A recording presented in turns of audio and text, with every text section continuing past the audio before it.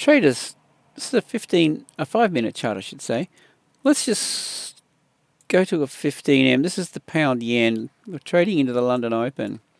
All right, this is a bullish trend.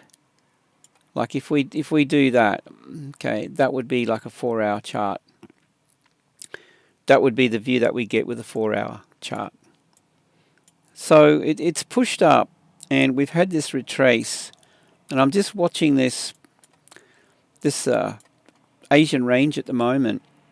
So if we look at that, and let's just mark up the London Open, actually it's right on it, 3 AM, it's right now.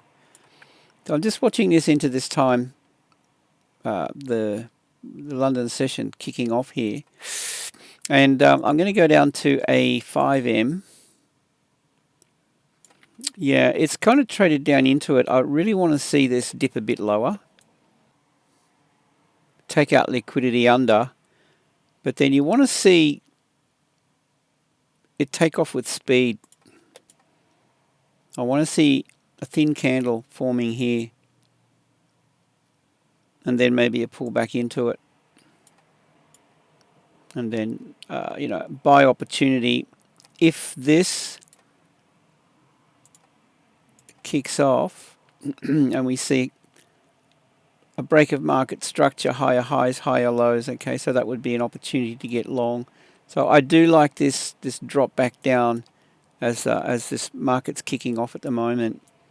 But again, I kind of want to see it, drop a little further. Basically, what I'm getting at is there's liquidity that's sitting under here that, if big guns are looking to buy, to go long, I want to see them tap into it. Here they go, look.